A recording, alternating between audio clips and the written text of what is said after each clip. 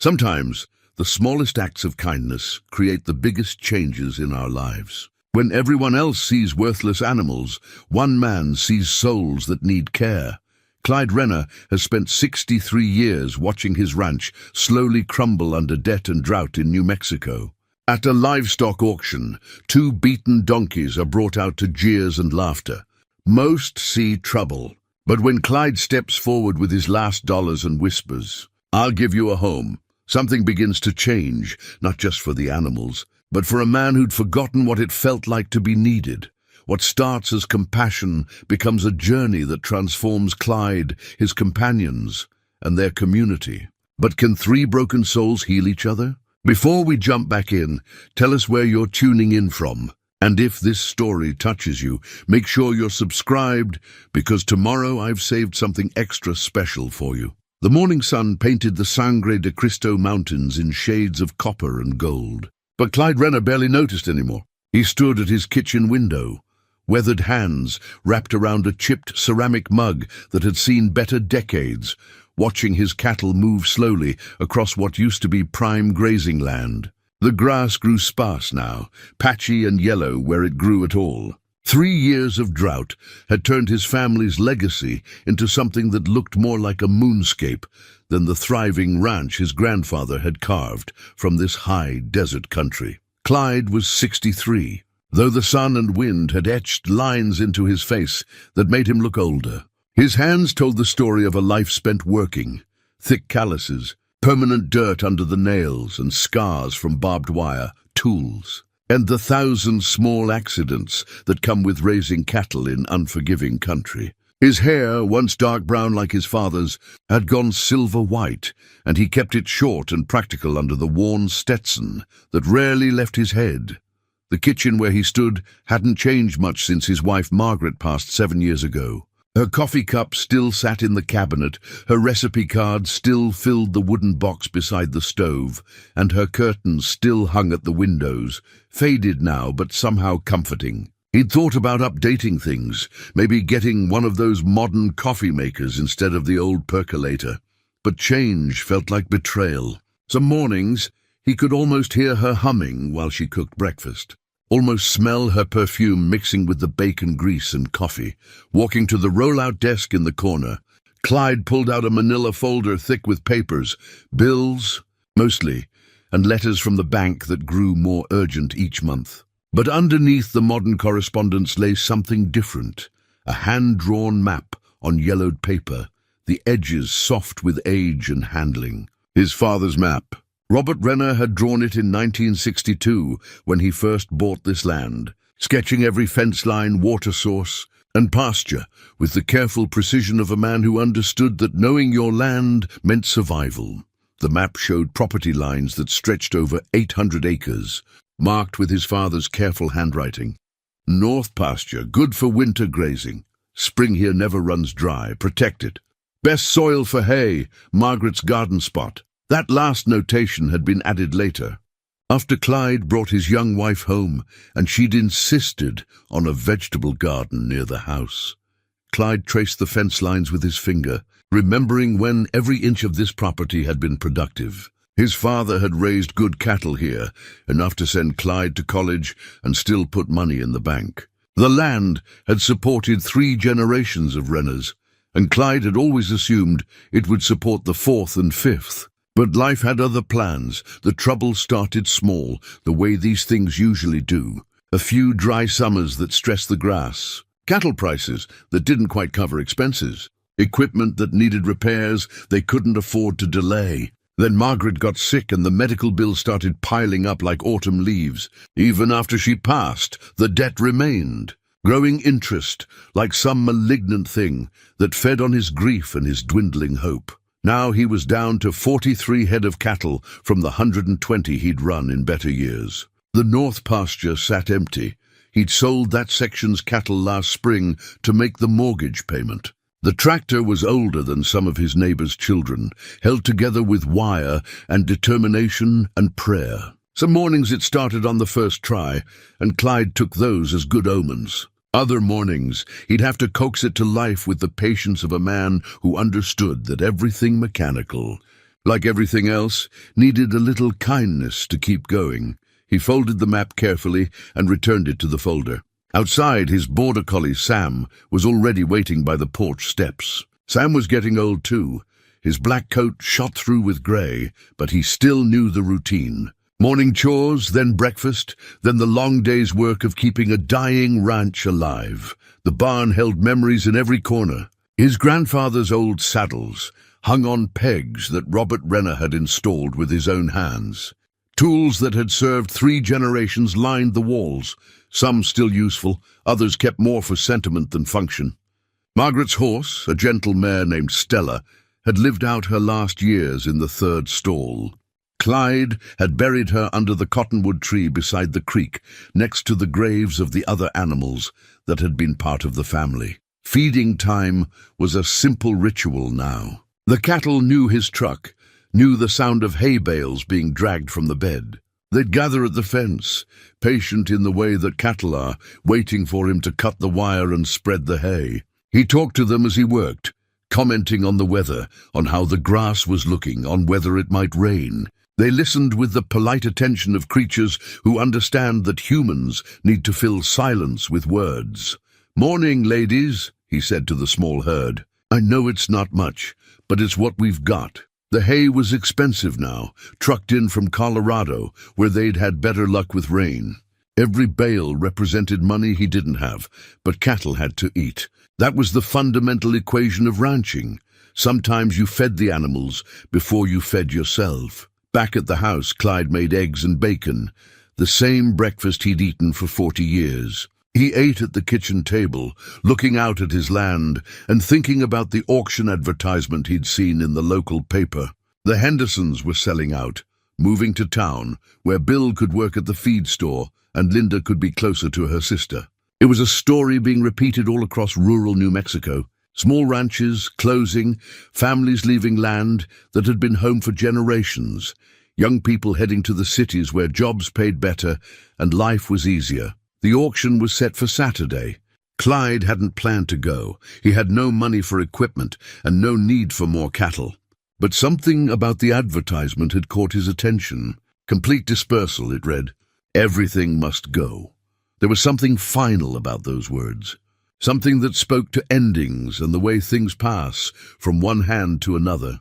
After breakfast, he walked the fence line, checking for breaks and loose wire.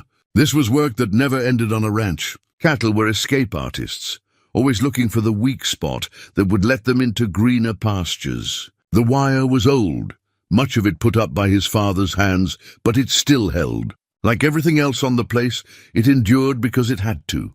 The day warmed as the sun climbed higher, and by afternoon the temperature reached into the 80s. Clyde worked in the shade when he could, remembering what his father had taught him about pacing himself in the heat. "A man can work all day in any weather," Robert used to say, "as long as he's got sense enough to listen to his body." Evening came with the golden light that made even struggling land look beautiful.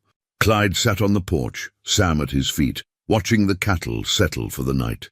The mountains caught the last light and held it, purple and rose, against the darkening sky. Margaret used to sit beside him in the evenings, sometimes reading, sometimes just watching the land they loved change colors with the setting sun.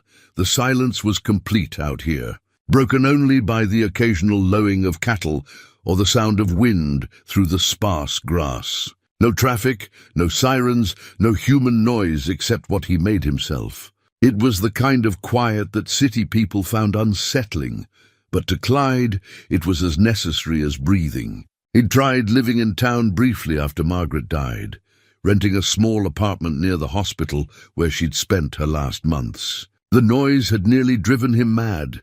Televisions and radios and cars and voices at all hours. He'd lasted 2 weeks before coming home to the ranch and the healing quiet of open country. Inside, he heated leftover stew for dinner and ate while listening to the weather report on the radio. No rain in the forecast for the next 10 days. The drought would continue, and the grass would get a little more sparse, and the cattle would need more expensive hay. The cycle would continue until something broke, either the weather or his resolve or his bank account. Before bed, he pulled out the folder again and looked at his father's map one more time. All those careful notations, all that hope and planning and faith in the future. Robert Renner had drawn this map, believing that the land would provide, that hard work and good stewardship would be enough. For 50 years, he'd been right. For the last 10, Clyde was learning that sometimes even the best-tended dreams could wither like grass in a drought. But tomorrow, he'd get up and feed the cattle and check the fence and do all the things that ranchers do. Because that's what Renners did. They endured. They held on. They kept faith with the land and the animals and the memories of everyone who'd worked this ground before them. And maybe, just maybe, something would change. Maybe the rains would come, or the cattle prices would improve, or some small miracle would present itself. In the meantime, he had work to do. Saturday morning arrived cool and clear, the kind of day that promised heat later, but started with gentle breezes and comfortable temperatures. Clyde found himself dressing more carefully than usual. Clean jeans instead of work clothes, a shirt Margaret had bought him that he rarely wore, his good boots instead of the scuffed ones he used for chores. He told himself he was just going to observe, maybe visit with neighbors he hadn't seen in a while, but something deeper was at work. Some instinct he couldn't name had been pulling at him since he'd seen the auction advertisement. The Henderson place was 20 miles south, down a dirt road that wound through country similar to his own. As he drove, Clyde could see the signs of the same struggles that plagued his ranch: overgrazed pastures, empty corrals, equipment lots with more rust than paint. But there were also signs of life continuing, of families making do, of the stubborn persistence that kept rural communities alive against all odds. Cars and trucks lined the road near the Henderson ranch. More vehicles than Clyde had seen in one place for months. Neighbors, dealers, and curiosity seekers had come from 3 counties to pick over the remnants of a family's life work. Auctioneers called these events dispersals, but Clyde had always thought dissolution was more accurate. When a ranch went under, it dissolved like salt in water, all the years of work and hope and struggle spreading out into other hands. Other stories. He parked his truck in a field designated for overflow parking and walked toward the main auction area, where a portable stage had been set up near the barn. Folding chairs arranged in rows were already filling with bidders, some serious-looking men with notebooks and calculators, others clearly there for the entertainment value. Farm auctions were social events in rural communities, places where people caught up on gossip and sized up their neighbors' financial situations. The auctioneer, a thin man with a voice that carried like a trained singer's, was warming up the crowd with jokes and commentary while his assistants organized the first lots. Cattle went first. The Hendersons had managed to keep a decent herd despite their troubles, and the bidding was spirited. Clyde watched the numbers climb and did quick calculations in his head. Even in a forced sale, these cattle were bringing more per head than he could afford. Next came the machinery, and here the real drama unfolded. Tractors and implements that represented decades of investment were knocked down for fractions of their replacement cost. A hay baler that had cost $40,000 new sold for $8,000 to a dealer from Amarillo. A disc harrow that Bill Henderson had bought just 3 years earlier brought barely enough to cover the remaining loan payment. Clyde spotted several familiar faces in the crowd.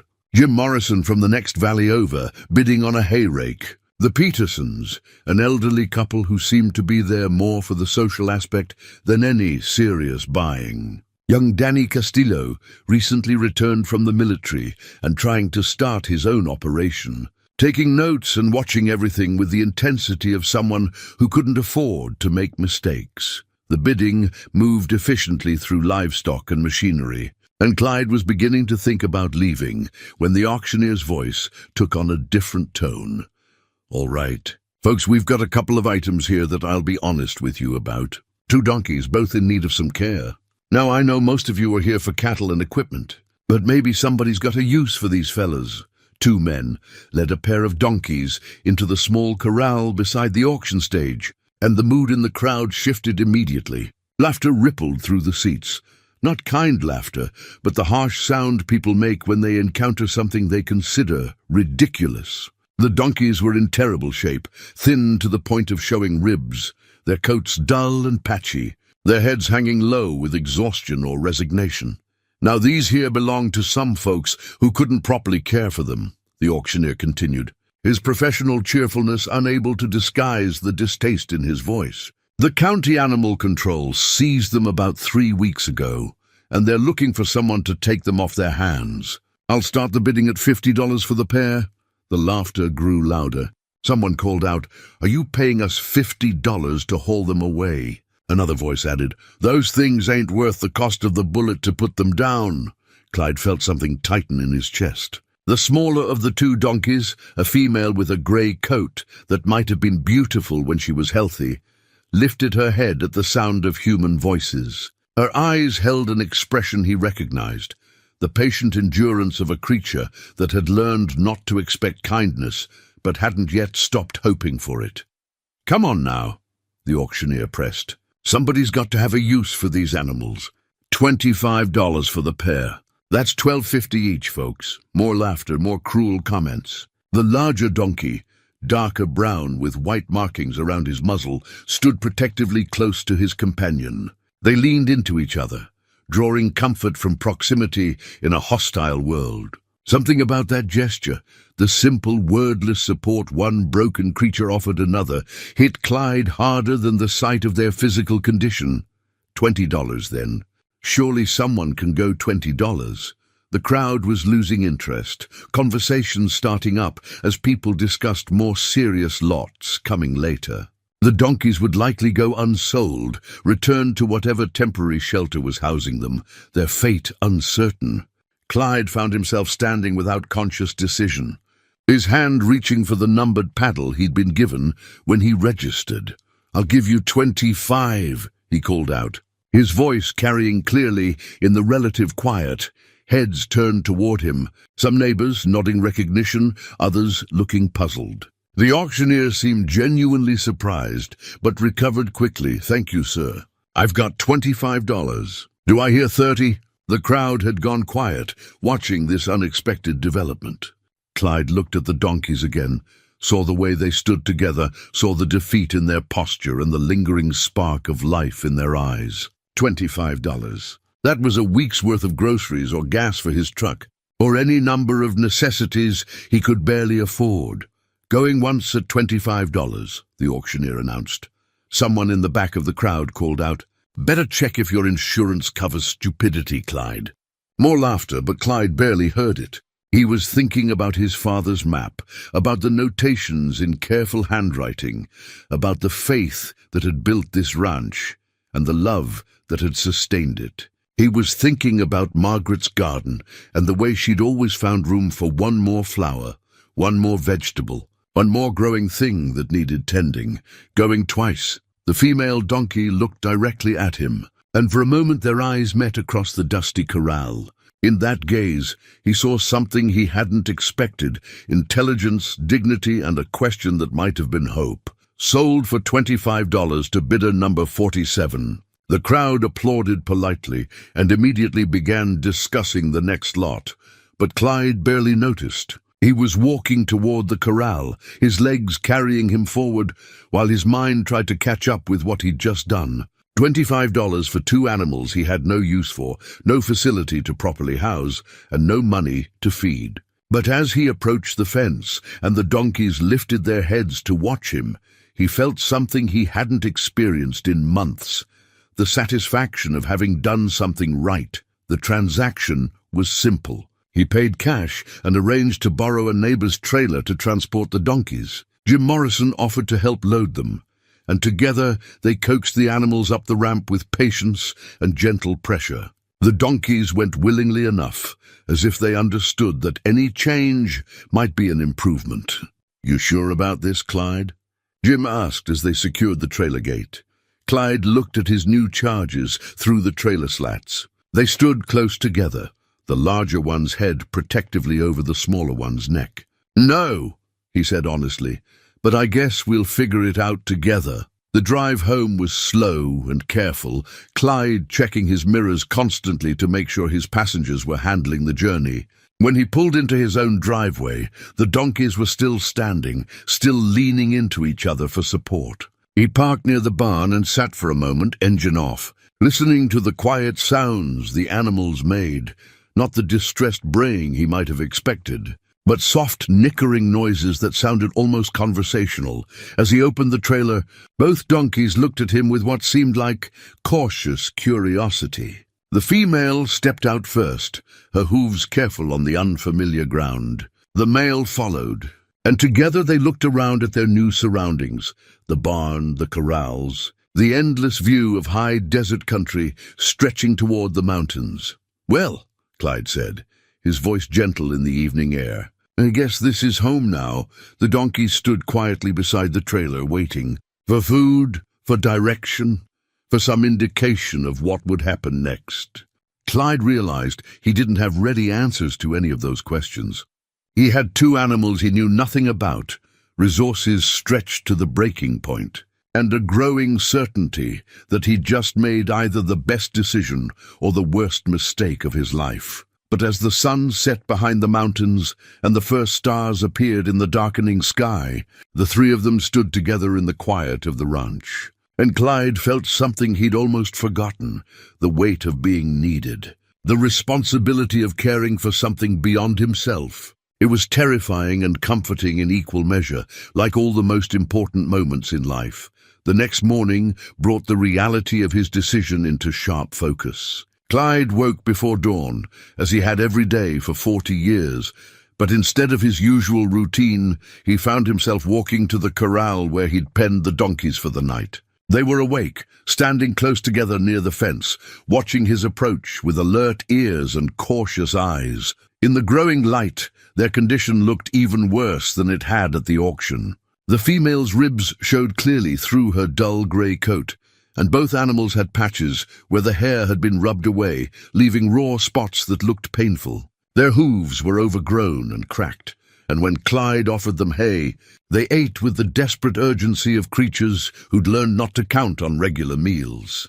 "Easy there, girl," he murmured to the smaller donkey as she pushed past her companion to reach the feed. "There's enough for both of you." The male was more cautious, keeping one eye on Clyde even as he ate. His dark coat was patchy with malnutrition, but underneath the neglect, Clyde could see the potential for a handsome animal. The way he positioned himself between Clyde and the female spoke of protective instincts and intelligence. After watching them eat, Clyde went inside and found the phone book. Dr. Elena Vasquez had been the area's large animal veterinarian for 15 years, and she knew every ranch and every animal for 50 miles around. She also knew which ranchers paid their bills on time and which ones struggled to pay at all. "Elena, it's Clyde Renner. I need you to come take a look at a couple of animals when you get a chance." "Clyde," her voice carried genuine warmth. "How are you doing out there? What kind of animals are we talking about?" "Well, I bought a pair of donkeys at the Henderson auction yesterday, and they're in pretty rough shape. I need to know what I'm dealing with." There was a pause on the line. "Donkeys? Clyde, you don't strike me as the donkey type. That makes two of us. But here we are. I can be there this afternoon if that works. Fair warning, house calls cost more than they used to, with gas prices what they are." Clyde closed his eyes and thought about his checking account balance. "I know, we'll make it work." The hours until Dr. Vasquez arrived dragged by. Clyde found himself checking on the donkeys every hour, offering water, trying to assess their condition with his inexperienced eyes. The female seemed more trusting, allowing him to approach within a few feet before moving away. The male maintained his distance, protective but not aggressive.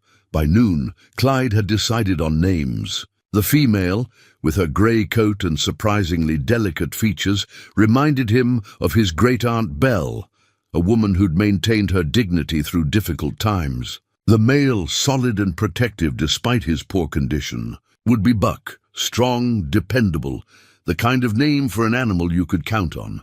Dr. Vasquez arrived in a truck that had seen as much rough country as Clyde's own. She was a compact woman in her 40s, with graying black hair pulled back in a practical ponytail and eyes that missed nothing. She delivered calves in blizzards, treated horses with colic at 3 in the morning, and euthanized beloved family pets with the kind of gentle professionalism that made the hardest decisions bearable. "Let's see what we're working with," she said, pulling on latex gloves as they approached the corral. The examination was thorough and methodical. Dr. Vasquez checked teeth, eyes and skin condition palpated for internal issues, and examined their hooves with practiced hands. Both donkeys submitted to her touch with surprising patience, as if they understood that her intentions were different from their previous experiences. "Well, the good news is that they're not as bad off as they could be," she said finally, stripping off her gloves. "Malnourished, obviously, and they've got some skin conditions that need treatment. The male has an abscess in his left front hoof that's been causing him pain. Both need worming, vaccinations, and hoof trimming." She pulled out a worn medical bag from her truck and began removing supplies, bottles of medicine, syringes and tools that looked more appropriate for a hospital than a ranch corral. The female might be pregnant, by the way. Hard to tell for certain in her condition, but there are signs. Clyde felt his stomach lurch. A pregnant donkey meant veterinary costs for the birth, more mouths to feed, complications he hadn't even considered. "How much is all this going to cost?" he asked. Dr. Vasquez looked at him with the kind of directness he'd come to expect from people who dealt with life and death decisions regularly. "For the immediate treatment, antibiotics, vitamins, hoof care, probably $300. If she is pregnant, we're looking at additional costs down the line. $300. Clyde thought about the mortgage payment due next month, about the dwindling balance in his checking account, about the hay he'd need to buy to feed these animals through the winter. But as he watched Dr. Vasquez prepare her treatments, watched Belle and Buck stand patiently for procedures that would help them heal, he found himself nodding. Do what they need. The treatment took 2 hours. Dr. Vasquez worked with the calm efficiency of someone who'd done these procedures thousands of times, explaining each step as she went. She treated the skin conditions with medicated shampoos, administered antibiotics and vitamins, and carefully trimmed and treated Buck's infected hoof. "This should start clearing up the skin problems within a week," she said, handing Clyde bottles of medication. "The antibiotics need to be given once a day for 10 days. The hoof treatment twice a day, until the abscess drains completely." She showed him how to administer the medicines, how to recognize signs of improvement or complications, how to care for animals he'd never expected to own. Her instructions were clear and patient, accompanied by written notes he could refer to later. "They're actually nice animals," she said as she packed up her equipment. "Donkeys are intelligent, more so than most people give them credit for. They bond strongly with their companions and can be very loyal once they trust you." As her truck disappeared down the driveway, Clyde looked at his new charges with something approaching affection. The immediate care had cost him money he couldn't afford, but both animals already seemed more alert, more hopeful. Belle had allowed him to touch her neck during the examination, and Buck had watched the entire process with interest rather than fear. That evening, as he gave them their first dose of medicine mixed with grain, Clyde found himself talking to them in the conversational tone he'd once used with Margaret. "Well, Belle, looks like you might be having a baby. That's something to look forward to, isn't it?" Belle's ears twitched forward at the sound of her name, and she nickered softly in response. "And Buck, that hoof's going to feel better in a few days. Dr. Vasquez knows what she's doing." As the sun set over the mountains, Clyde stood at the corral fence and watched his small herd, 43 cattle and 2 donkeys now, settle for the night. The financial reality of his decision would hit him again in the morning, when he had to figure out how to pay for medicine and extra feed on a budget that was already stretched to breaking. But for tonight, in the gathering darkness, he felt something he hadn't experienced in years, the particular satisfaction that comes from helping something vulnerable become strong again. The veterinary supplies sat in a neat arrangement on his kitchen counter. bottles and syringes that represented hope and healing, and the promise that tomorrow could be better than today. It was a small thing, perhaps, but it was a beginning. By the end of the first week, the transformation in Belle and Buck was remarkable. The antibiotics had cleared up the worst of their skin conditions, and regular feeding had begun to fill out their gaunt frames. More importantly, they'd begun to trust Clyde's presence, no longer retreating to the far end of the corral when he approached with feed or medicine. Belle was the first to warm up to him, allowing him to scratch behind her ears while she ate. Her coat, cleaned and treated, was revealing itself to be a lovely dappled grey, and her eyes had lost some of their wariness. Buck remained more cautious, but Clyde caught him watching with what looked like curiosity when Belle accepted human attention. The routine of caring for them had become part of Clyde's daily rhythm. Morning feeding, medicine administration, checking Buck's healing hoof, evening feeding. It added work to days that were already long, but it also added purpose. For the first time in years, Clyde found himself looking forward to specific moments in his day. The soft, nickering Belle made when she saw him coming. The way Buck positioned himself protectively, but no longer fearfully.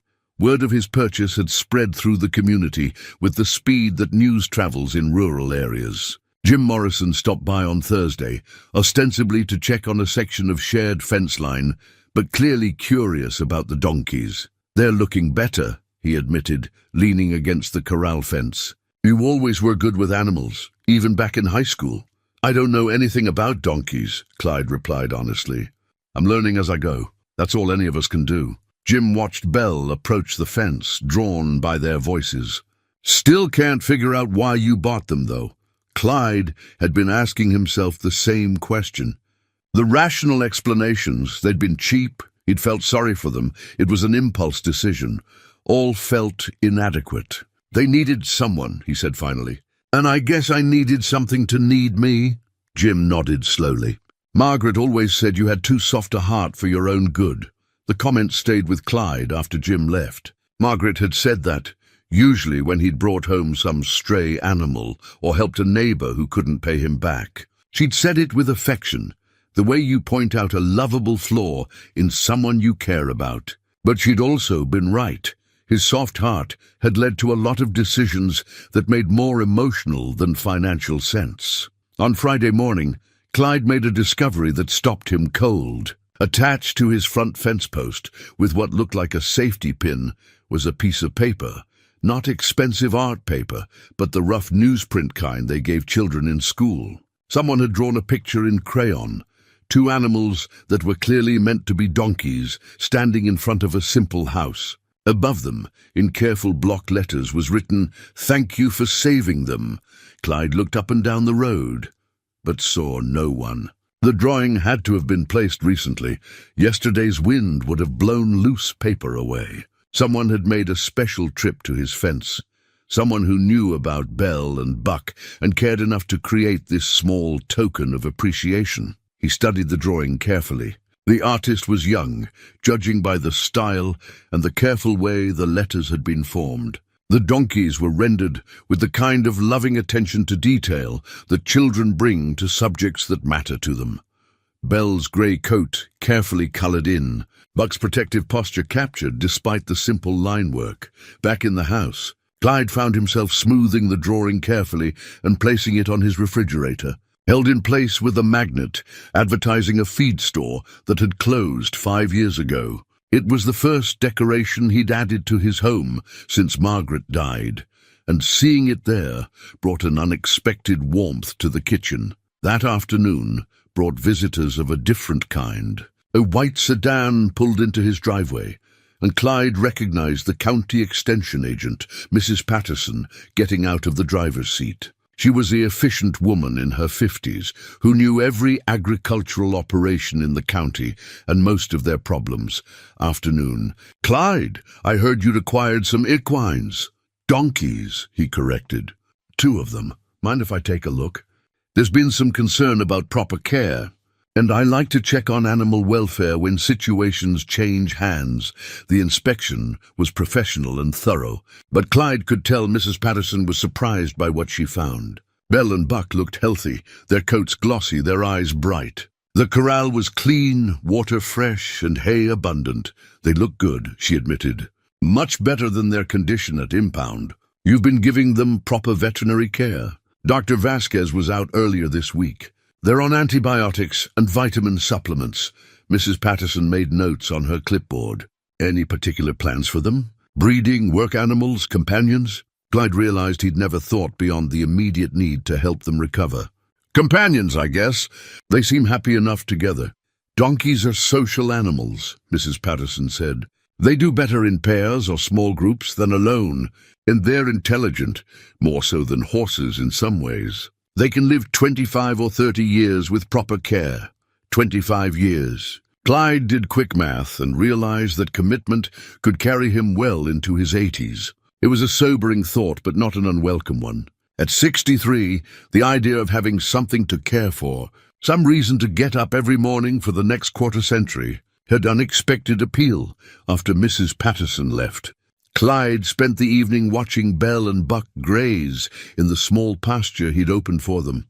They stayed close together as always, but their movements were more relaxed now, less vigilant. Belle had discovered that the fence posts made excellent scratching surfaces, and Buck had claimed a spot near the water tank as his preferred resting place. As darkness fell, Clyde found himself thinking about the anonymous drawing, about a child who cared enough about two rescued donkeys to make art about them. In a week, when he'd received a past due notice from the bank and learned that hay prices were going up again, that simple crayon drawing felt like a reminder that some things mattered more than money. The donkeys came to the fence when they saw him approaching with their evening hay, Belle nickering her greeting, Buck following closely behind.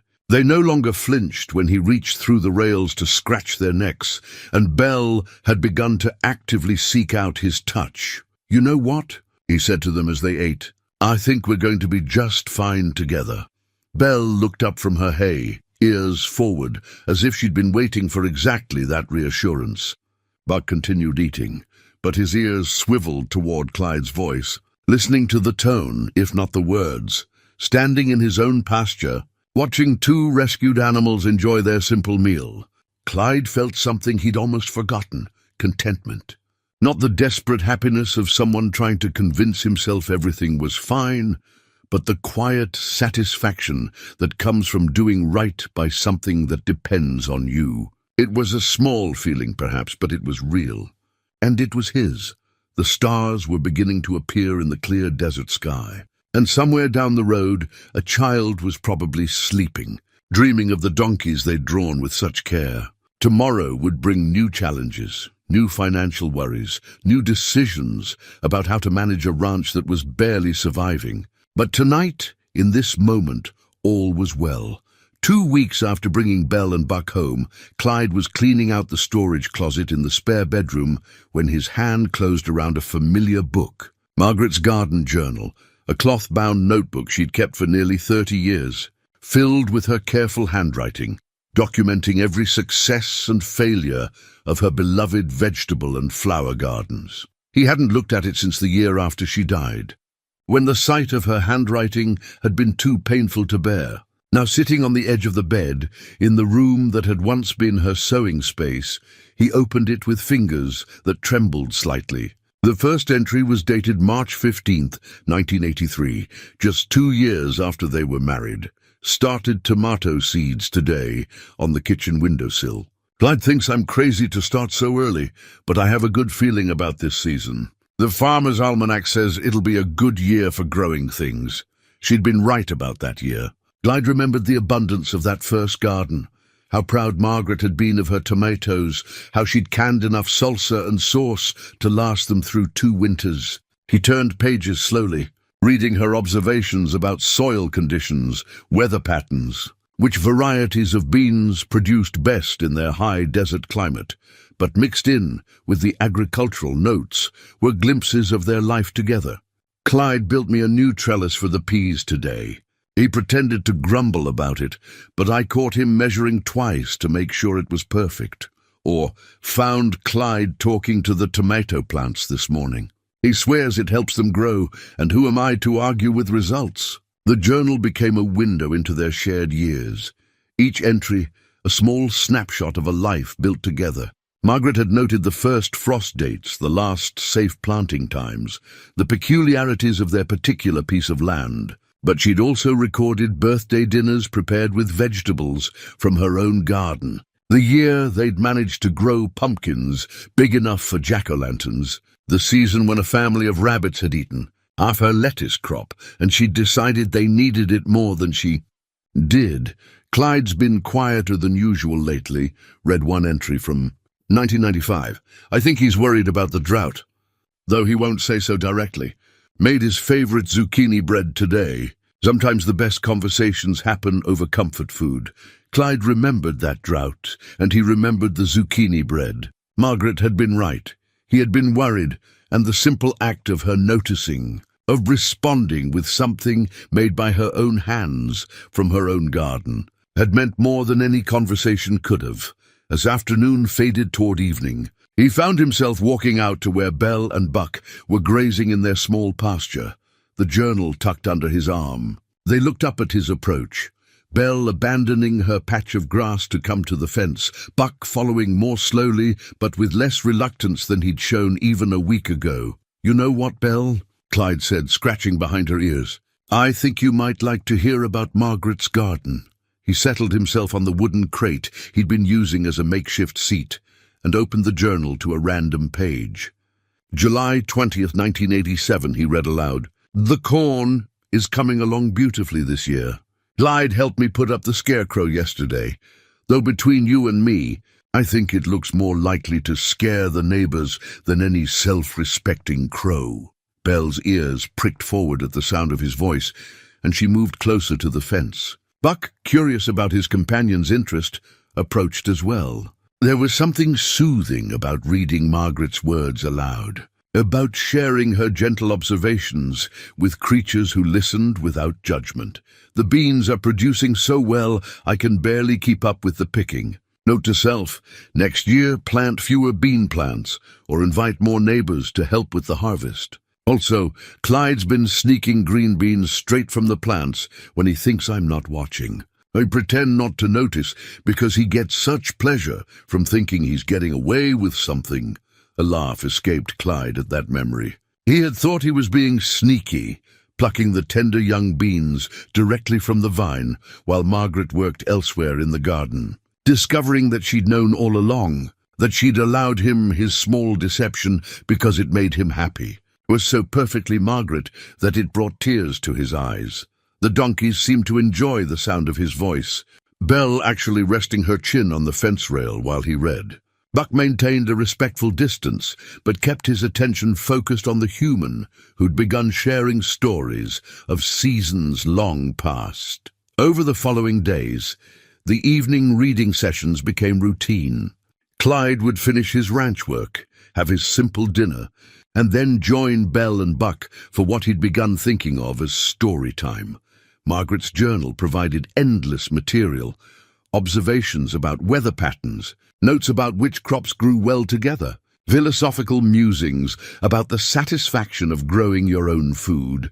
The townspeople, meanwhile, had begun to take notice of Clyde's unusual new hobby. Word traveled fast in small communities, and the image of the solitary rancher reading to his donkeys struck people as either endearingly eccentric or mildly concerning, depending on their perspective. Heard Clyde Renner's taken to reading bedtime stories to those donkeys he bought, Mrs. Henderson mentioned to the clerk at the feed store, her tone suggesting she wasn't sure whether to be amused or worried. Maybe he's just lonely, replied Sarah Mitchell, who worked the counter and had known Clyde since high school. Those animals probably appreciate the company. The speculation might have bothered Clyde if he'd known about it, but he was too absorbed in rediscovering Margaret's world through her careful notes. Her journal revealed a woman who found deep satisfaction in simple things: the first green shoots of spring, the weight of a perfectly ripe tomato, The knowledge that her canning shelves were full enough to see the family through winter. Reading her words aloud had an unexpected effect. The grief he'd carried for 7 years, the sharp edge of loss that had never quite healed, began to soften into something gentler. Margaret's voice, preserved in her careful handwriting, seemed to fill the evening air. Her presence somehow more real when he shared her words with attentive listeners. It was during one of these reading sessions that Clyde noticed the change in Belle. Her sides, which had filled out nicely with regular feeding, seemed rounder than mere nutrition could account for. Her gait had developed a certain careful quality, and she'd begun seeking out the shadiest spots during the hottest parts of the day. "Belle, girl," he said, setting down the journal and studying her profile. "I think Dr. Vasquez might have been right about you." Belle looked at him with what seemed like calm acceptance, as if she'd been waiting for him to notice what she already knew. Buck moved closer to her, his protective instincts apparently extending to whatever was developing.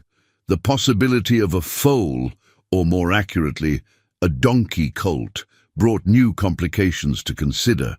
More veterinary expenses, additional feed costs, and the responsibility of caring for a newborn animal. But as Clyde watched Belle graze contentedly in the evening light, Buck standing guard beside her, he found himself looking forward to the prospect rather than dreading it. That night, he called Dr. Vasquez to schedule another visit.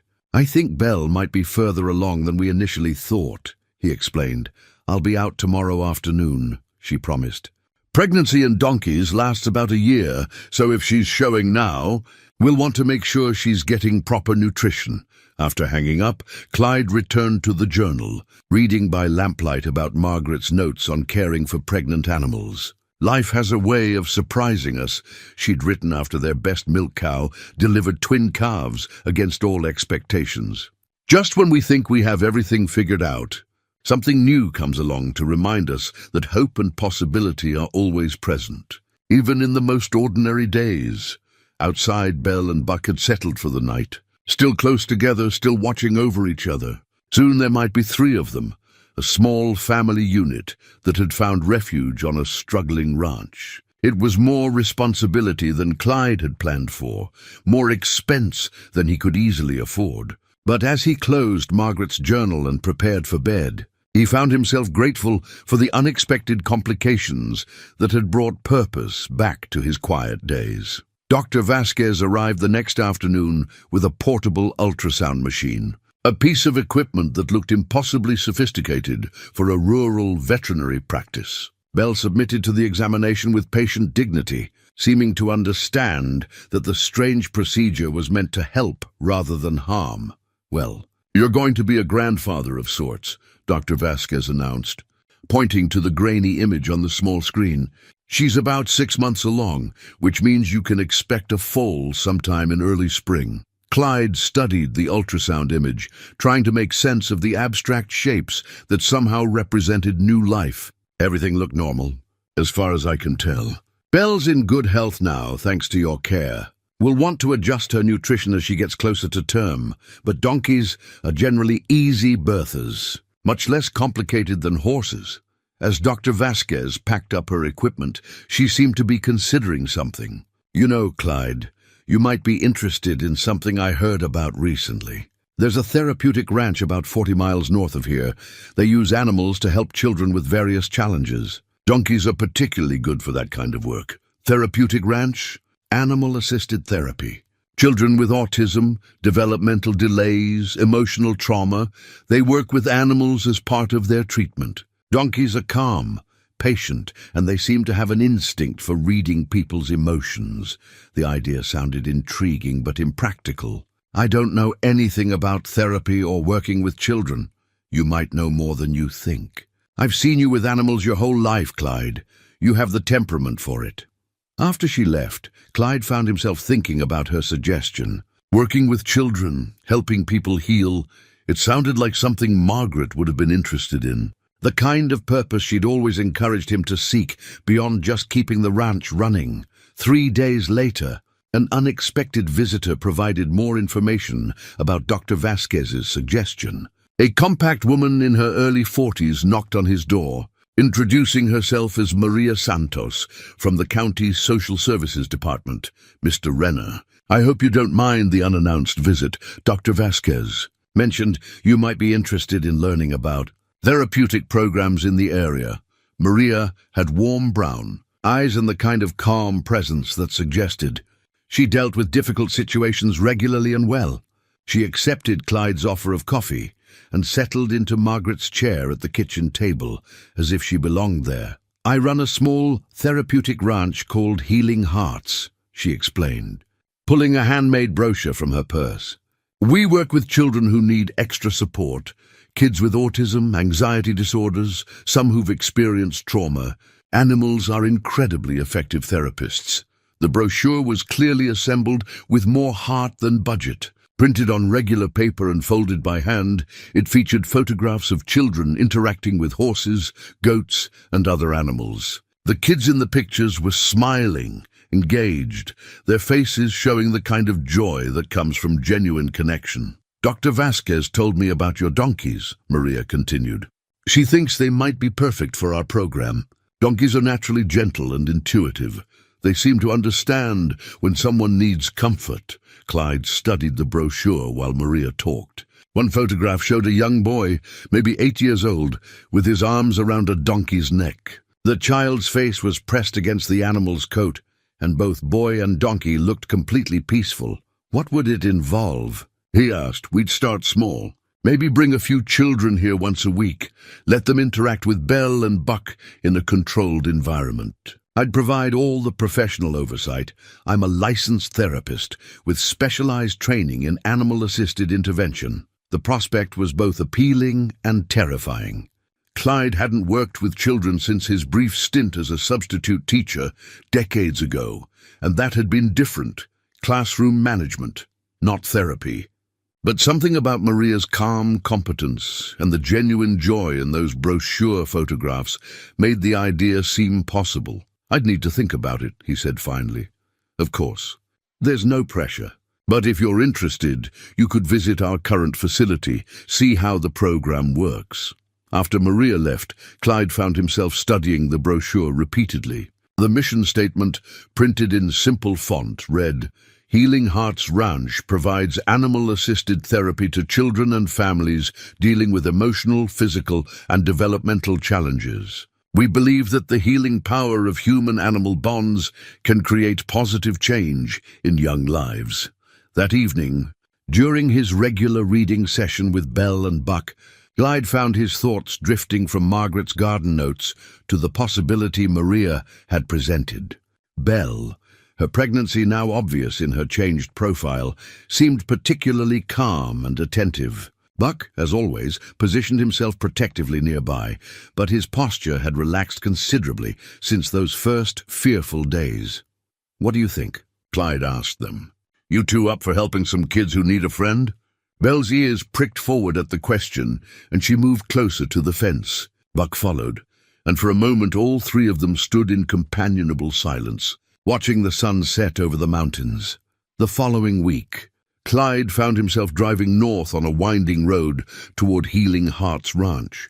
The facility was smaller than he'd expected, a modest farmhouse. A few outbuildings and paddocks where horses and goats grazed peacefully. Children's laughter carried across the yard, mixed with the gentle sounds of animals going about their daily routines. Maria met him at the gate, wearing jeans and a simple shirt that suggested she did as much physical work as administrative. Welcome to our little operation, she said with genuine warmth. Ready for the tour? The tour revealed a program that was clearly successful despite operating on a shoestring budget. Maria introduced him to volunteers who worked with the animals, showed him the therapy areas where children and creatures interacted under careful supervision, and explained the various programs they offered.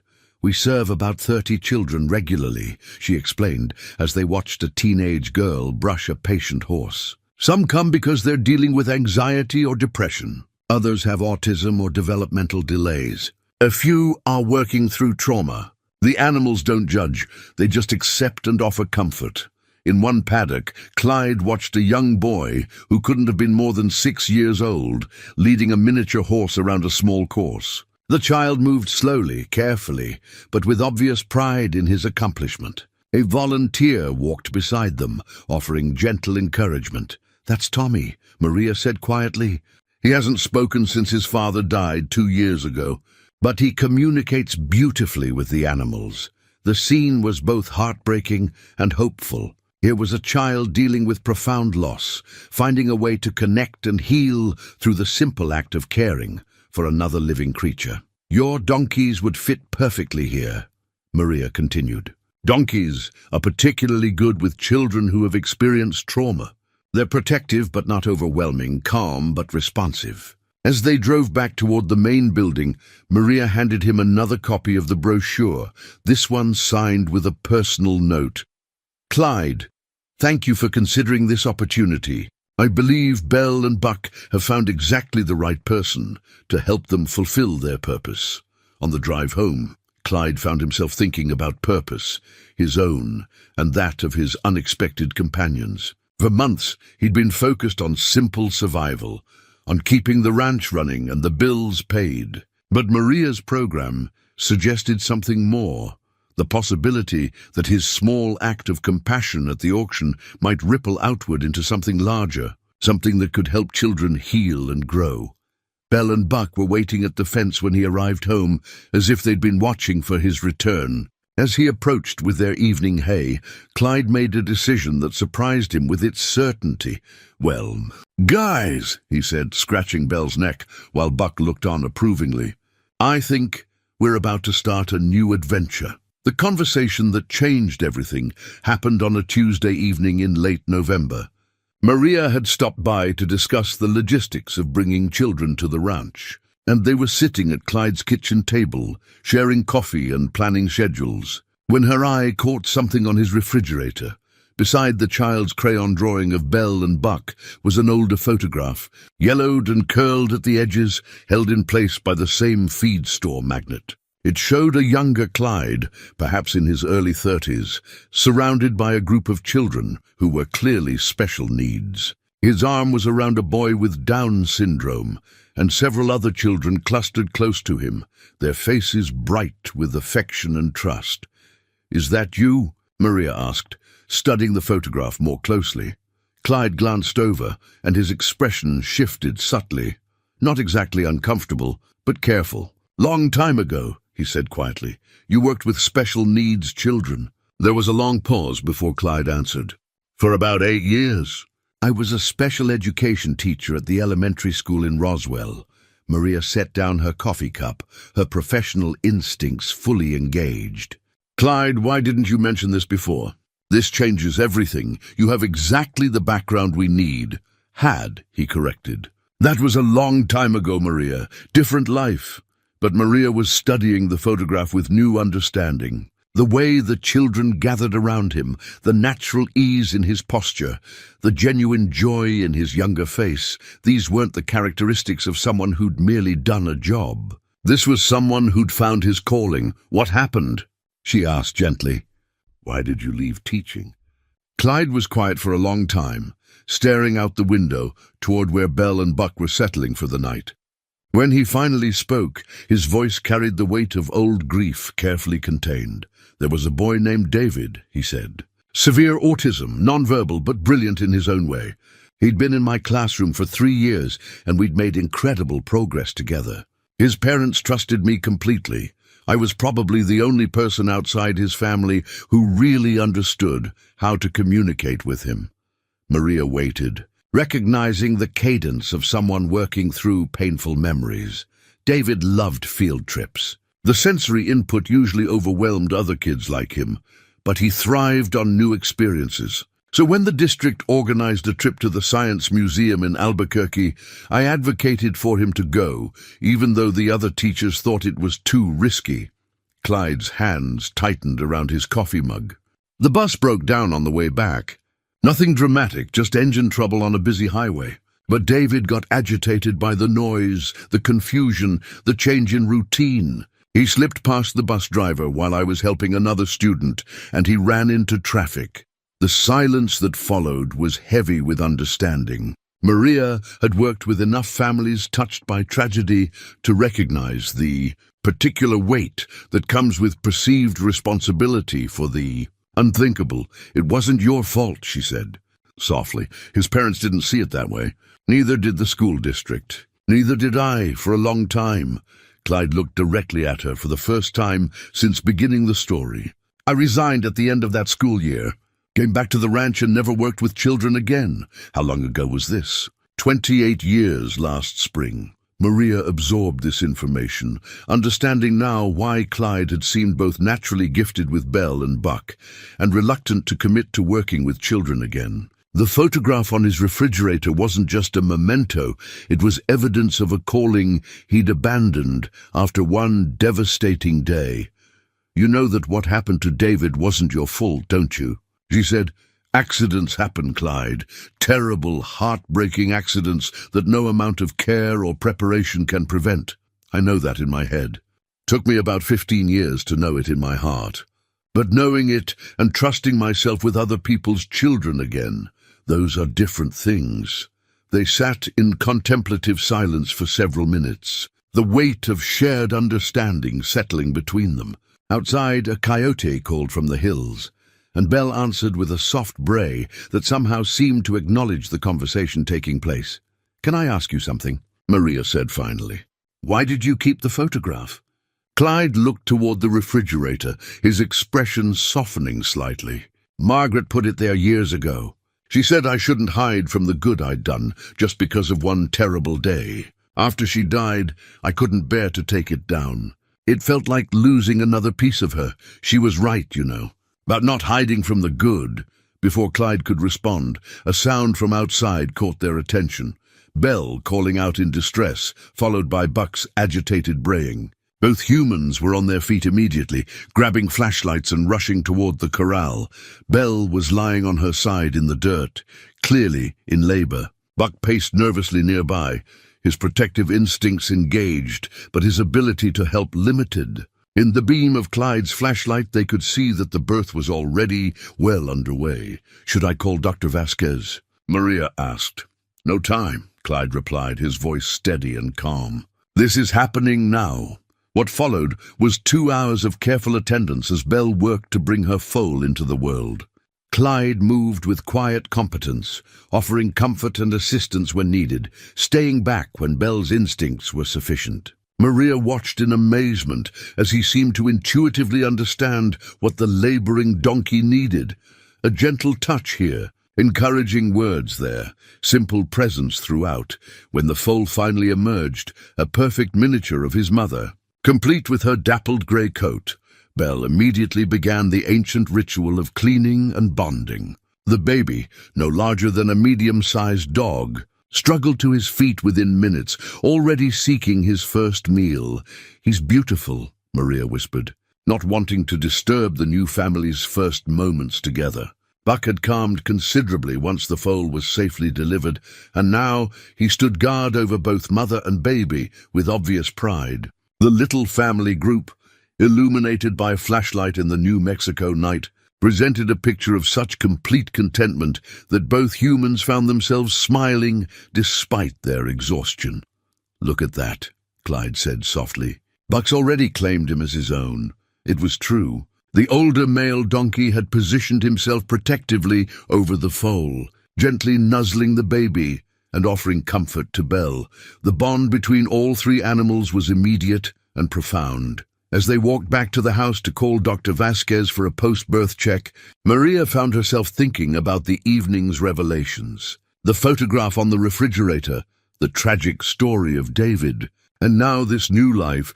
It all seemed connected somehow, and part of a larger story about second chances and the healing power of caring for vulnerable creatures.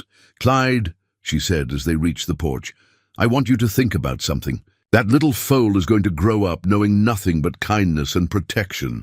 He'll never know that his mother was once neglected and afraid because you changed her story." She paused, choosing her words carefully. "Sometimes we get second chances to do the thing we were meant to do, not to undo the past, but to honor it by doing better in the future." Clyde looked back toward the corral, where 3 donkeys were beginning their new life together as a family. In the distance, the lights of town glowed softly, and somewhere among those lights were children who needed the kind of gentle, patient care that came naturally to him. "You really think Belle and Buck could help kids heal?" he asked. "I think you and Belle and Buck together could work miracles," Maria replied. "The question is whether you're ready to trust yourself with that kind of responsibility again." As they stood on the porch, watching over their small miracle, Clyde felt something shift inside him, not the erasure of old grief, but the possibility of new purpose rising alongside it. Margaret had been right to keep that photograph on the refrigerator. Some gifts were too valuable to abandon, even when they came wrapped in painful memories. The foal's first night in the world was peaceful, marked by the patient vigilance of his adoptive father and the gentle care of his mother. And in the house nearby, 2 humans planned for a future that might give meaning to both past sorrows and present hopes. The weeks following the foal's birth passed in a blur of preparation and nervous anticipation. Dr. Vasquez pronounced all 3 donkeys healthy, and the baby, whom Clyde had named Hope, despite Maria's gentle suggestion that the children should have naming rights, thrived under the protective care of both parents. Buck had surprised everyone by becoming an exemplary adoptive father.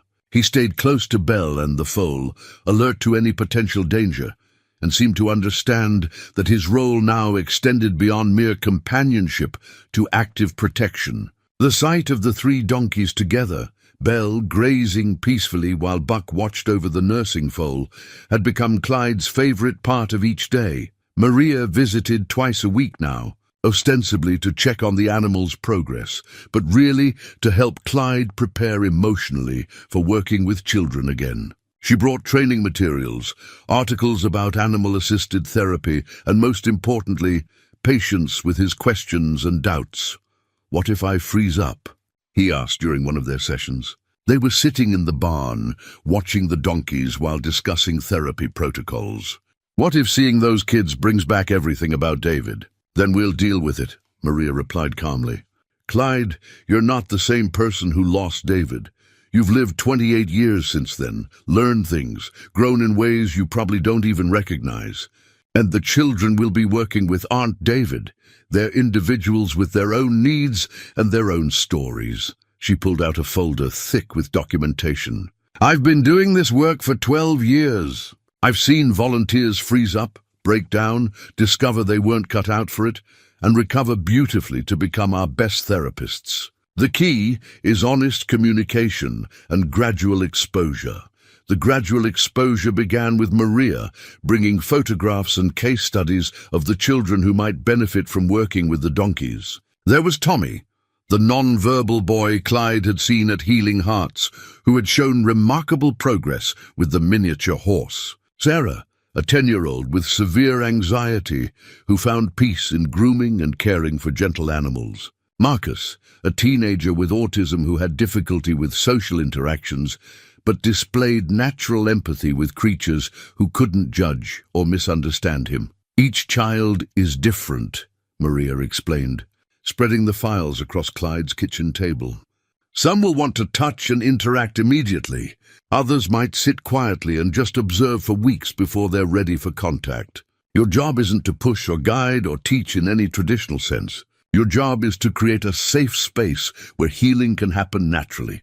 The concept was both liberating and terrifying. Clyde's teaching experience had been built around lesson plans, measurable objectives, structured progress. This was something entirely different, creating conditions for organic growth rather than directing specific outcomes. "What about Hope?" he asked, watching the foal explore the world with the fearless curiosity of the very young. "Is he too little to be part of this?" Actually, young animals can be especially therapeutic.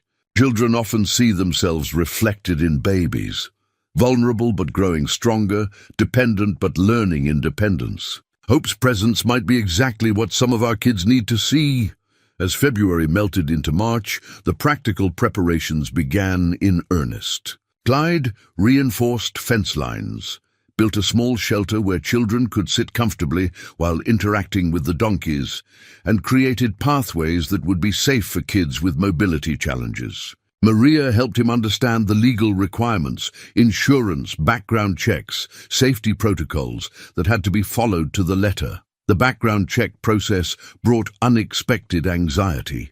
Clyde found himself wondering if the circumstances of David's death would disqualify him, if the school district's files would contain damaging information, if his 28-year absence from education would count against him. But when the clearance came through without complications, Maria simply smiled and said, "Sometimes the past stays in the past where it belongs." The first test visit was scheduled for a Saturday in mid-March. Maria would bring 3 children, Tommy, Sarah, and a new boy named Alex, who had been recently referred after his parents' divorce left him struggling with anger and sadness. They would spend 2 hours at the ranch, with no specific agenda beyond allowing natural interactions to develop. Clyde spent the morning before the visit obsessively preparing. He cleaned the barn, organized his tools, checked and rechecked the safety features he'd installed. Belle, Buck, and Hope seemed to sense his nervous energy, staying close to the fence and watching his preparations with alert attention. "You're more ready than you think," Maria said when she arrived an hour early to help with final preparations.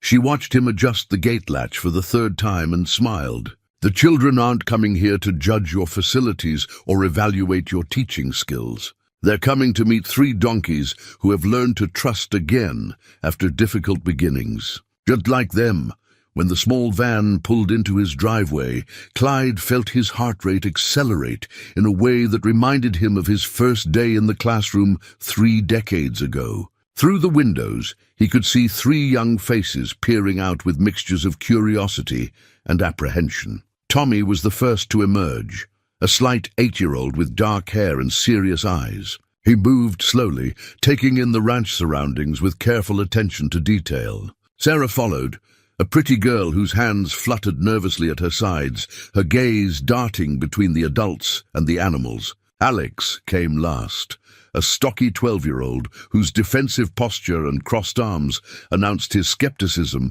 about the entire enterprise. "Everybody, this is Mr. Clyde," Maria said with warm formality.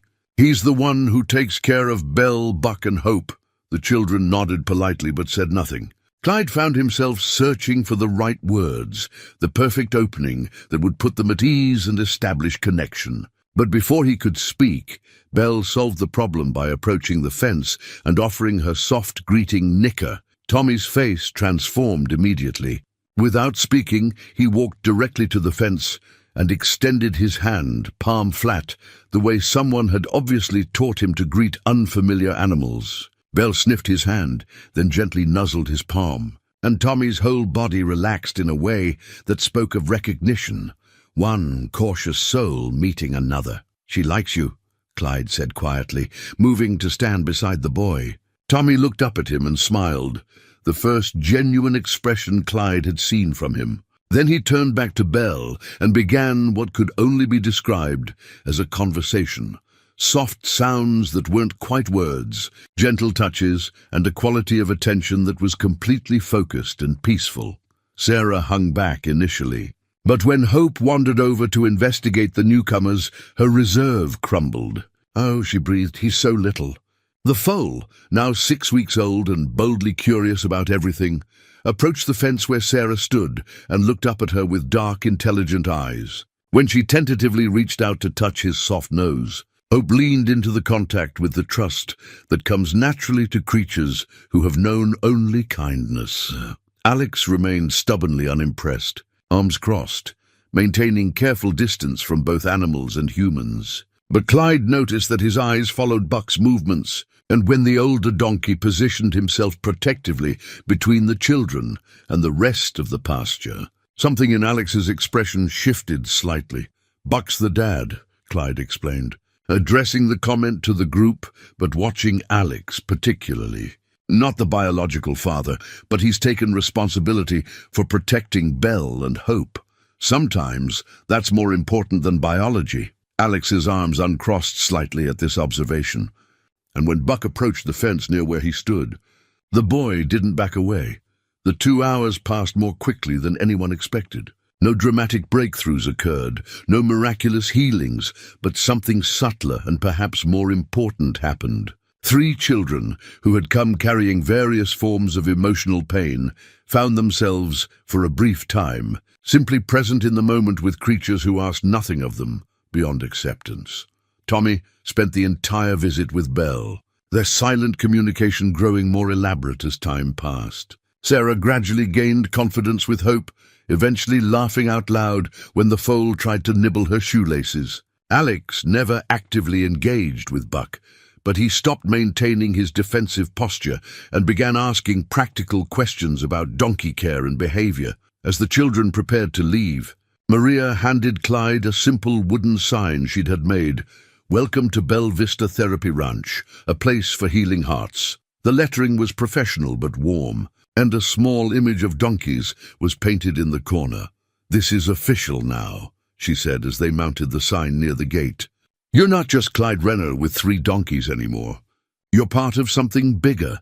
That evening, as Clyde sat with his animals during their usual story time, he found himself reading from Margaret's journal but thinking about the day's events. Tommy's transformation from wariness to trust, Sarah's delighted laughter, Alex's grudging interest, all of it felt familiar in the best possible way. "You know what, Margaret?" he said aloud, looking up at the stars beginning to appear in the clear desert sky. "I think we might be onto something here." Belle and Buck stood quietly at the fence, Hope nestled between them, and all 3 animals seemed to be listening to more than just his voice. They were hearing the promise of purpose, the possibility that their own journey from abandonment to security might become a bridge for other broken spirits seeking healing. The sign by the gate caught the last light of sunset, its message clear and welcoming. Tomorrow would bring new challenges, new children, new opportunities to discover whether love and patience really could work the quiet miracles that Maria believed in. But tonight, in the peaceful darkness of the ranch, everything felt possible. The first official therapy session was scheduled for a Thursday afternoon in early April. Maria arrived with just 1 child this time, Tommy, the non-verbal boy who had formed such an immediate connection with Belle during the test visit. His mother, Linda, came along to observe, her face showing the cautious hope of a parent who had tried many interventions with limited success. "Tommy's been talking about Belle all week," Linda explained to Clyde as they watched her son immediately gravitate toward the fence where the donkeys waited. "He doesn't speak, but he hums the tune to 'Mary Had a Little Lamb' whenever he sees pictures of donkeys now." Clyde watched Tommy approach Belle with the same careful confidence he'd shown before. The boy moved slowly, respectfully, extending his hand for Belle's inspection before attempting any contact. Belle, as if she remembered their previous meeting, came directly to him with her soft, welcoming nicker. "That's remarkable," Maria murmured. "She's responding to him differently than to the other children. More directly, more immediately." What happened next surprised everyone, including Clyde. Tommy began humming, and Belle's ears pricked forward with obvious interest. The melody was simple, repetitive, but there was something about the boy's humming that seemed to captivate the donkey completely. She moved closer to the fence, lowering her head so that Tommy could scratch behind her ears while he hummed. "I've never seen him sustain attention like this with anything," Linda whispered, tears beginning to form in her eyes. Clyde found himself remembering something from his teaching days, the power of music to reach children who seemed unreachable through traditional communication.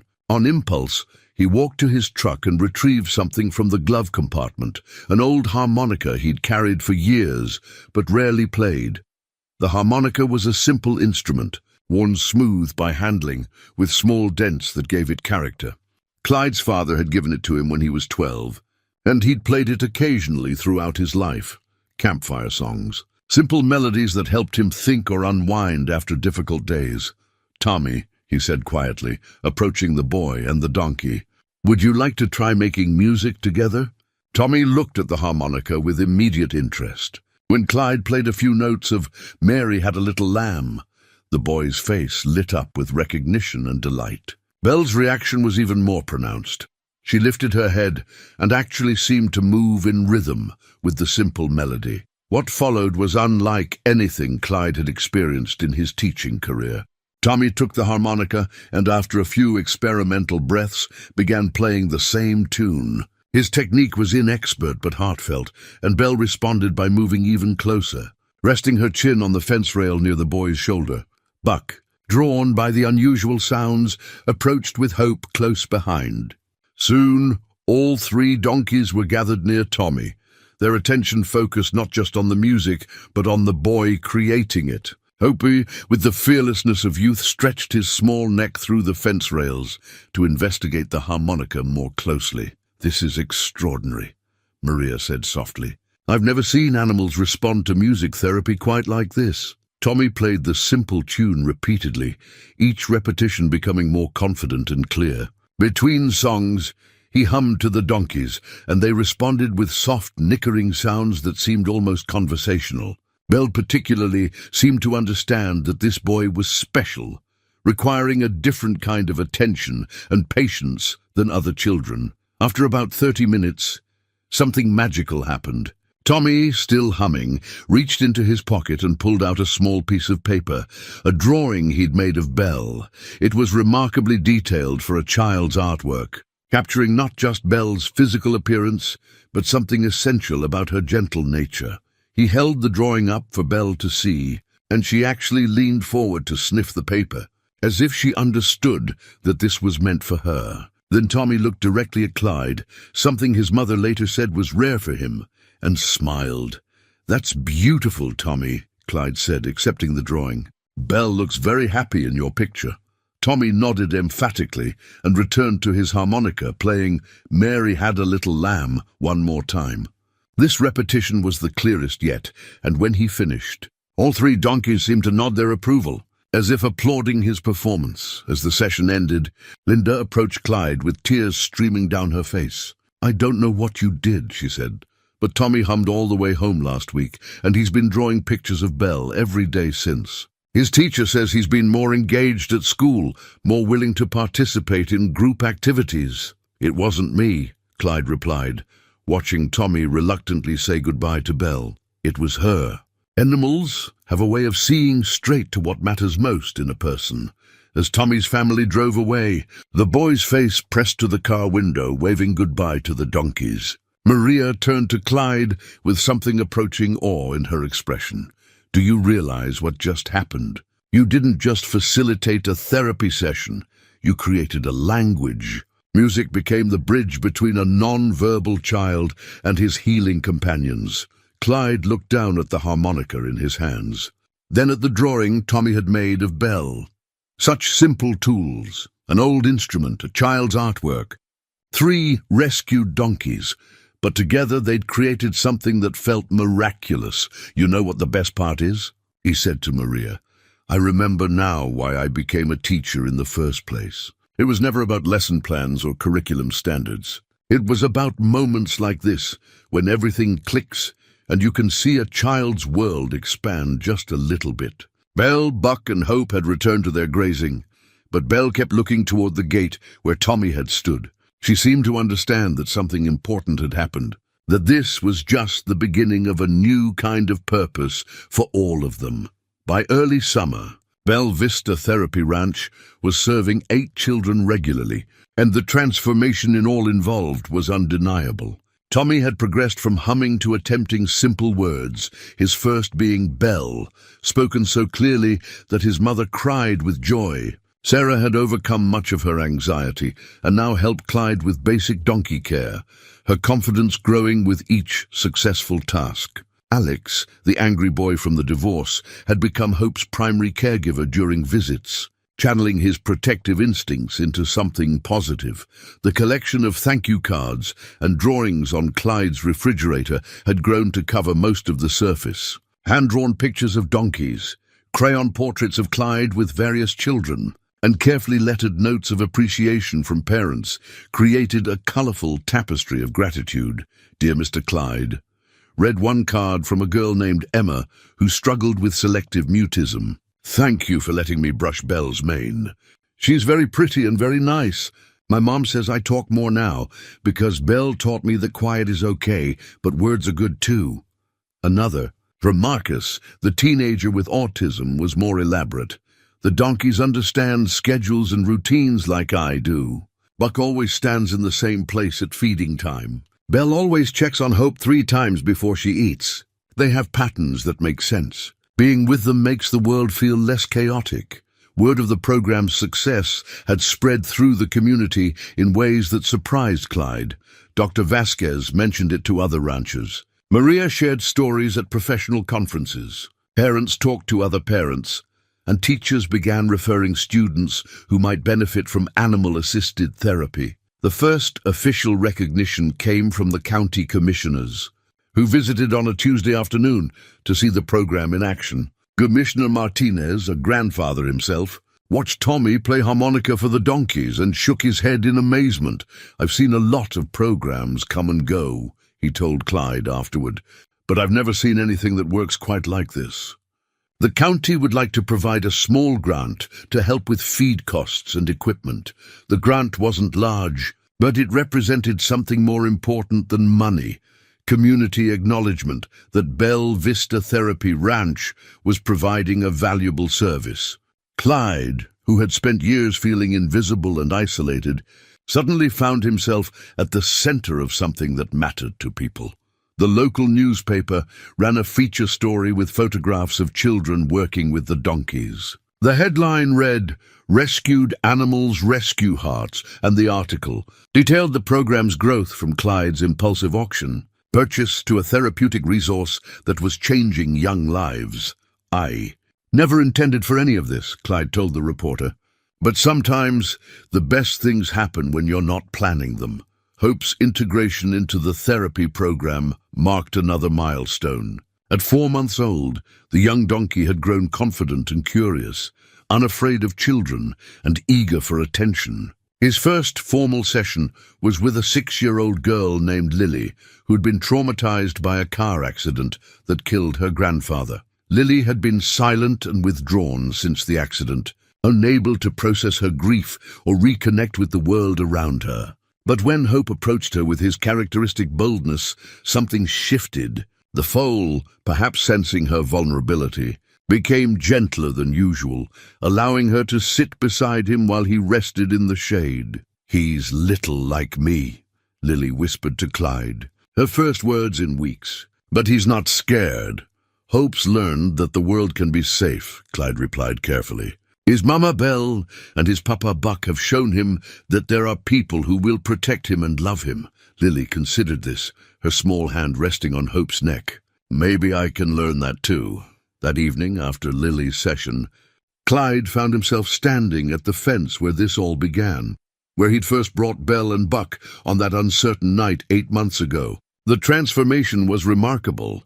3 animals who had known neglect and abandonment were now the center of a thriving program that brought healing to children throughout the region. Maria joined him at the fence, carrying a folder thick with new referrals and expansion possibilities. "The school district wants to formalize a partnership," she announced. "Regular sessions for special education students, training for teachers interested in animal-assisted learning, maybe even a summer camp program." Clyde looked at the folder, then at his 3 donkeys grazing peacefully in the evening light. 8 months ago, I thought my life was winding down. I was just trying to keep the ranch from falling apart and maybe find a little peace in my remaining years. And now I feel like I'm just getting started." He accepted the folder and flipped through the first few pages. Detailed proposals, budget projections, letters of support from parents and professionals. "These kids have given me something I didn't even know I was missing." "What's that?" "A reason to get up in the morning that's bigger than just surviving." As if summoned by their conversation, all 3 donkeys approached the fence where Clyde and Maria stood.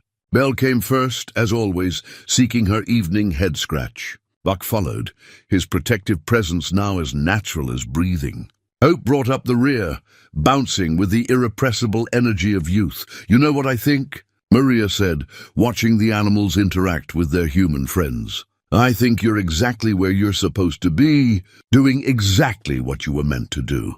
The thank you cards on Clyde's refrigerator would continue to multiply, each one representing a child whose life had been touched by the simple act of caring for gentle creatures. But more than that, they represented the unexpected ways that love multiplies when it's given freely. How rescuing 3 abandoned animals could lead to healing dozens of wounded spirits. How one man's compassion could ripple outward into something that changed an entire community. As the stars appeared in the desert sky, Clyde stood with his animals and his colleague, planning for a future that felt rich with possibility. The scared, isolated rancher who had bid $25 on unwanted donkeys no longer existed. In his place stood someone who had rediscovered his purpose and his power to make the world a little bit better. One child and one donkey at a time.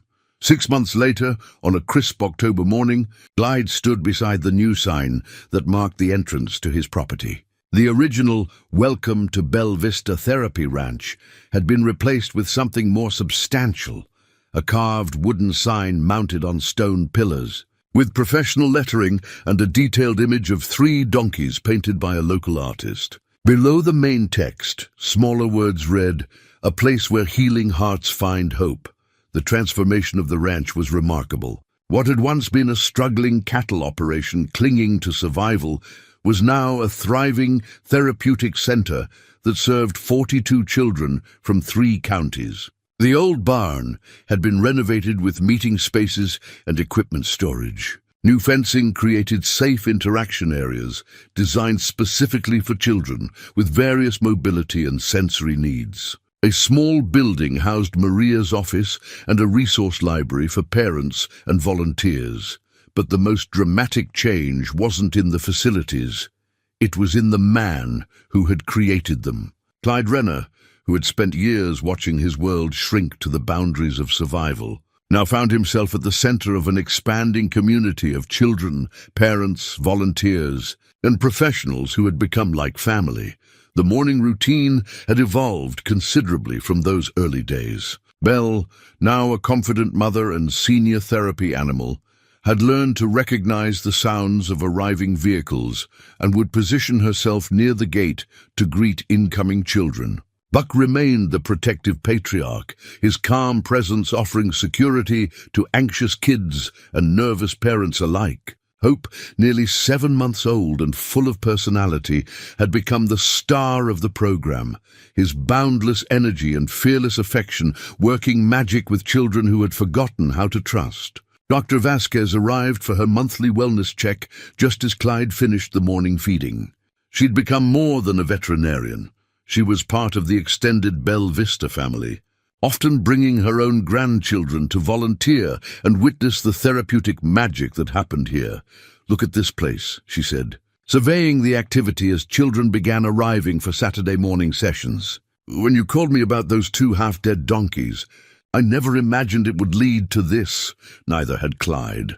The boy who'd struggled with selective mutism was now helping younger children learn to communicate with the animals. The girl who'd been traumatized by her grandfather's death had become Hope's primary trainer, teaching him simple tricks that delighted other children. The angry teenager from the divorce had surprised everyone by expressing interest in studying veterinary medicine. "Tommy's mother called yesterday," Maria reported, joining them near the fence. "He's been selected for the regional music competition. He's going to play 'Mary Had a Little Lamb' on the harmonica. Belle's song, he calls it. The harmonica had become one of Clyde's most treasured possessions. Tommy still used it during his sessions, but other children had begun bringing their own instruments, small drums, simple flutes, even a child-sized guitar. Music had become an integral part of the program, another language for communication between species. The financial transformation was equally remarkable. The county grant had been followed by a state allocation for rural therapeutic programs. Private donations from grateful families had funded facility improvements. The school district partnership provided steady income that more than covered expenses. For the first time in years, Clyde wasn't worried about making the mortgage payment or buying hay for his animals, but the most meaningful change was personal. Clyde had rebuilt connections with neighbors who'd watched his transformation with amazement and respect. Jim Morrison now volunteered regularly, using his carpentry skills to build therapy equipment and maintain facilities. The town pastor had organized fundraising drives. Even the bank manager who'd sent those threatening notices had visited to see the program and ended up sponsoring a scholarship fund for children whose families couldn't afford sessions. Margaret's garden journal still held a place of honor on Clyde's nightstand, but he'd stopped reading it every evening. Instead, he found himself writing his own journal, documenting the progress of various children, noting which approaches worked best with different personalities, planning expansions and improvements. His grief for Margaret hadn't disappeared, but it had transformed from paralyzing loss to grateful memory. She'd helped shape the man who was capable of creating this healing space. The afternoon brought a special ceremony. The county commissioners had decided to officially recognize Belle Vista Therapy Ranch as a model program, worthy of replication throughout the state. Local families, professionals, and children who'd participated in the program gathered to celebrate. As the ceremony began, Clyde found himself thinking about that auction 8 months ago. He'd bid $25 on 2 broken animals because something inside him recognized their need and his own capacity to meet it. Now those same animals were surrounded by dozens of people whose lives they'd touched, whose healing they'd facilitated, whose hope they'd restored. Commissioner Martinez presented a plaque recognizing the ranch's contribution to the community. But the real recognition came from the children themselves. One by one, they shared stories of how Belle, Buck, and Hope had helped them find courage, confidence, and connection. "Belle taught me that being quiet is okay, but having friends is better," said Emma, the girl with selective mutism who now spoke confidently to groups. "Buck showed me that protecting people doesn't mean being angry all the time," offered Alex, whose defensive anger had transformed into purposeful advocacy for other children. "Hope proves that little things can be brave too," added Lily, whose trauma from her grandfather's death had healed into a mature understanding of loss and resilience. As the sun set over the Sangre de Cristo Mountains, painting the sky in familiar shades of copper and gold, Clyde stood with his 3 donkeys and surveyed the community they'd helped create. Children and parents lingered after the ceremony, reluctant to leave the peace and joy that seemed to emanate from this small corner of New Mexico high desert. Belle approached the fence where Clyde stood, offering her familiar soft nicker.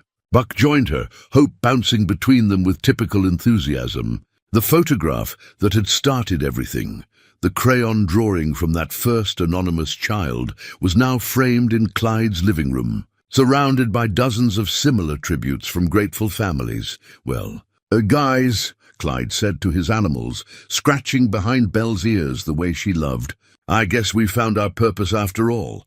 The donkeys seemed to agree, content in the knowledge that they'd come home in the most complete sense possible.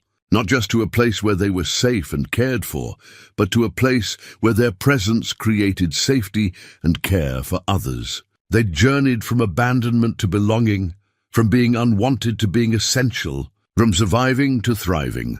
In the distance, the lights of town began to twinkle, and among those lights were homes where children were sleeping better because they'd found peace with gentle animals, where parents were hoping again because they'd witnessed small miracles, where a community had been reminded that sometimes salvation comes in the form of the most unexpected gifts. The new sign caught the last light of evening, its message clear and welcoming to all who passed by.